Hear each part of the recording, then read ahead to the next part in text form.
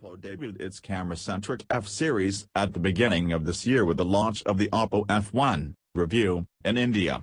Shortly after, we got the F1 Plus, which was a more premium model. The company has been marketing this new series aggressively, especially in offline retail channels. It's been more than 6 months since the launch of the F1, and to be honest, it feels a bit dated today given how the competition has marched forward. The F1s is a much-needed upgrade, in terms of both design and features, in order to give it a fighting chance. The focus however, continues to be on the front-facing camera. Let's see how it fares. It would be easy to mistake the F1s for the F1 Plus since they look virtually identical from the front. The mildly curved edges of the display offer a pleasant feeling when you hold this phone, and the slim bezel adds a bit of style. The phone has a pre-installed screen guard which attracts scratches fairly easily, and we think this could have been done away with since there is Gorilla Glass 4 for protection. The 5.5-inch IPS display produces rich colors, and the maximum brightness level is much better than the Oppo F1 could manage. We had no trouble with the display under direct sunlight. Even though the panel is good, we're not happy about the HD resolution, which is a bit too coarse for a screen of this size. Even though pixelation isn't all that apparent, it would have been nice to have text and icons just a bit sharper, and that isn't asking for too much considering this phone's price point. The F1s gets a fingerprint sensor, which was missing on the F1, and it works very well. Just like the F1 Plus, the screen unlocks instantly. The sensor is flanked by two backlit capacitive buttons. Oppo also throws in a notification LED near the top. The all-metal body looks really good and the glossy gold trim that runs along the edges of the phone adds to the device's premium aesthetic. Button placement is ergonomical, though we would have liked better spacing between the volume buttons so we could distinguish them better. The headphone socket is on the bottom, along with the micro USB port and mono speaker. Once again, the headphone socket would have been better on the top as cable tend to get in the way while you're trying to type. Around the back, we have the 13-megapixel camera and LED flash. The battery is sealed inside and is non-removable. The SIM tray sits on the right and we appreciate the fact that it's not a hybrid dual SIM solution.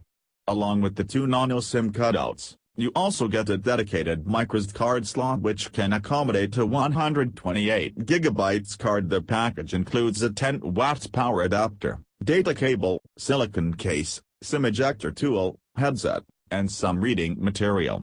Overall, the F1s gets a much-needed cosmetic upgrade, which makes it feel relevant among the competition.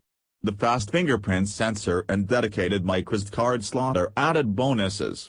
It doesn't feel too heavy at 160 grams and is fairly slim at 7.3 mm. Specifications and features.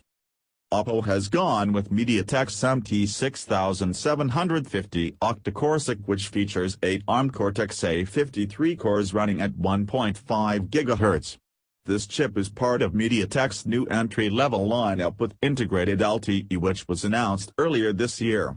We got 41,244 points in Antutu and 21 FPS in GFS. Other specifications include 3 GB of RAM, 32 GB of storage, dual-band Wi-Fi B/G/N, Bluetooth 4.0, USB LTE, GPS, and FM radio.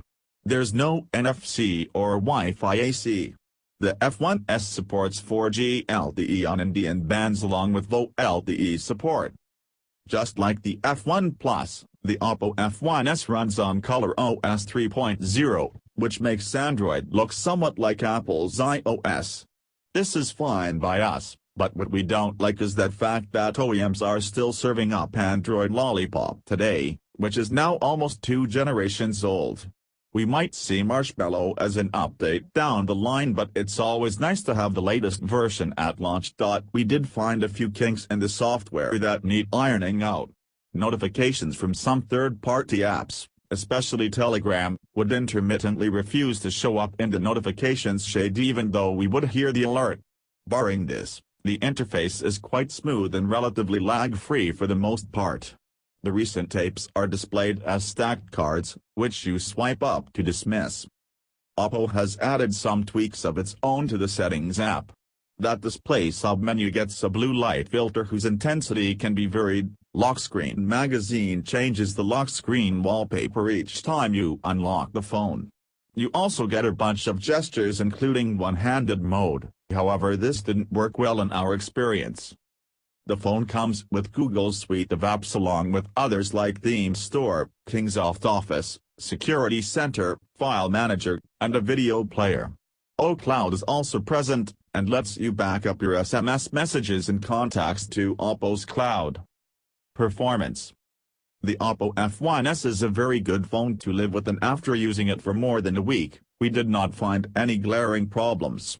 It handled most tasks that we threw at it easily, including 3D games, and didn't heat up too much either.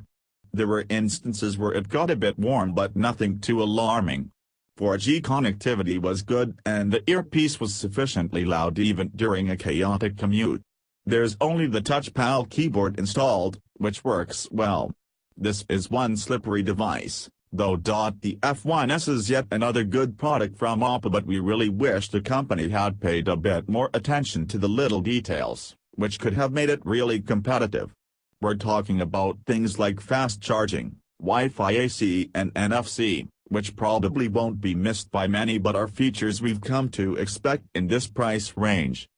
The F1s does have a charm of its own, and we can see why some would opt for it over the usual suspects. It has a classy design, is built very well, and offers quite a few modern features. That display is also good, although full HD resolution wouldn't have hurt, and the camera's